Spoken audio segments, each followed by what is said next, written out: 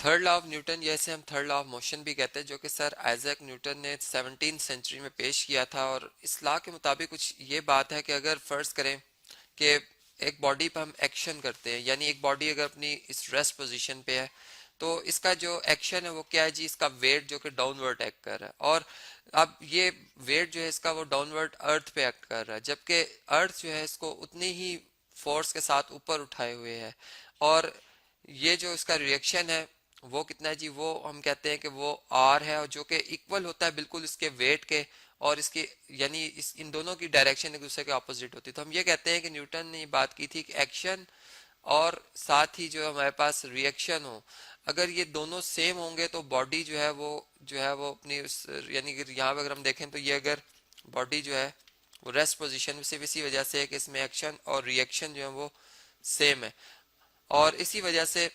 अगर हम की मैग्नीट्यूड को देखें वो भी सेम है और डायरेक्शन अपोजिट है। और ये कि एक बॉडी अगर एक यानी ए बॉडी बी पे एक्शन कर रही है तो फिर बी बॉडी ए पर जो है वो रिएक्शन करती है, तब ये बात जो है वो होल्ड करती है। यानी इसकी एग्जांपल मैं ऐसे दे सकता हूँ कि ये ब्लॉक मुझे सिर्फ रेस्ट में इसलिए नज़र आ रहा है कि इस पे नेट फोर्स जो है वो इस वक्त ज़ीरो है। और अगर ये नेट फोर्स ज़ीरो ना होती तो न्यूटन्स के यानी इससे जो पिछला हमने लॉ पढ़ा था, न्यूटन्स के सेकंड लॉ के मुताबिक फिर ये बॉडी जो है वो मूव करना शुरू कर देती है। जैसे इसकी एग्जांपल मैं ऐसे देता हूँ, फर्ज करें एक बॉडी इस तरह से तो रेस्ट में है, यहाँ पे ये रेस्ट की पोजीशन पे है, कोई मोबाइल है फर्ज करें। और अब मैं क्या करता हूँ जी कि मैं इस मोबाइल फ़ोन को अपने हाथ से जो है वो पुश करता हूँ। अब क्या होगा कि ये मोबाइल फ़ोन जो है वो मेरे हाथ से, यानी जब मैं इसको टच करूंगा ये आगे की तरफ मूव करेगा, मैंने एक एक्शन किया। अब रिएक्शन के तौर पर क्या होगा कि ये मोबाइल फ़ोन जो है उसी वक्त उसी लम्हे मेरे ऊपर भी उतनी ही फोर्स जो है, अगर मैंने 5 न्यूटन की फोर्स अप्लाई की है लेफ्ट डायरेक्शन में, तो राइट डायरेक्शन पे मेरे हाथ पे भी एक फोर्स महसूस होगी। लेकिन अब ऐसा कि मोबाइल चूंकि जिस फ्लोर किस जिस अब यानी टेबल पे पड़ा है, अगर फ़र्ज़ करें तो वो क्या होगा, अगर स्मूथनेस ज्यादा है तो वो फोर्स मेरे हाथ पे कम महसूस होगी और मोबाइल आगे की तरफ मूव कर जाएगा। इसीलिए हम डेली लाइफ में कुछ चीज जब धकेलते हैं तो हम देखते हैं कि हम उसको जब धक्का देते हैं तो वो यानी थोड़ी सी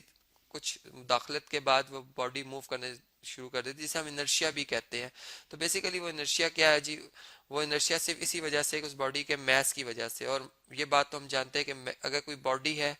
अगर वो कोई मैटर रख रही है तो इसका कोई ना कोई मैथ जरूर होगा, तो मैथ जीरो नहीं हो सकता। तो यहाँ से एक्शन और रिएक्शन की जो ये बात है वो हमें फिर इस तरह से समझ में आती है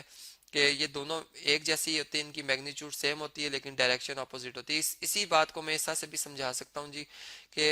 एक बहुत मशहूर एग्जांपल है कि अगर एक वॉल हो, ठीक है, और इस तरह से कोई ऑब्जेक्ट इसके ऊपर फेंका जाए, अगर कोई पर्सन यहाँ से खड़े होकर कोई बॉल इसके ऊपर फेंकता है, अब क्या होगा कि ये बॉल जो है, फर्ज करिए बॉल है जी, जो कि जब इसके ऊपर इधर आकर हिट करती है तो ये एक एक्शन हुआ, यहाँ पर आकर इसने इस पे एक एक्शन किया। और अब इसके रिएक्शन में इस वॉल ने इसके ऊपर जो है उसी टाइम पर एक रिएक्शन करना, और वो रिएक्शन क्या होगा कि ये इसको उसी फोर्स से, यानी अगर ये 10 न्यूटन की फोर्स से इसको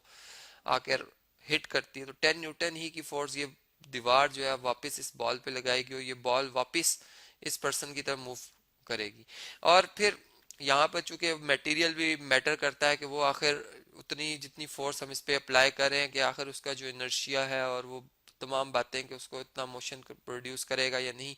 तो वो तमाम अगर हम उस पर देखें तो वो एक अलग बात है। लेकिन जो नेट फोर्स का अमल दखल है कि अगर एक एक्शन में फोर्स आई है तो फिर रिएक्शन में भी उतनी फोर्स आएगी जो कि दूसरा ऑब्जेक्ट जो है वो उस पर लगाएगा। अब इसकी एग्जांपल ऐसे है कि फर्ज करें यहाँ से ये दीवार अगर सपोर्ट इसको ना मिलती, यानी ये अगर कोई दीवार की जगह एक कोई फोम का टुकड़ा होता है, एक ब्लॉक होता है, और ये एक बॉल जो कि मैस, इसका कुछ मैस है, ये मैसिव चीज है, कुछ वेट रखती है, ये जब आकर इस ब्लॉक को हिट करती तो ये ब्लॉक जब रिएक्शन करता है इस पे, तो क्या होता है जी के रिएक्शन के लिए इसको सपोर्ट भी चाहिए। अब सपोर्ट नहीं है तो क्या होगा कि ये बॉल यानी इसको टच तो जरूर करेगा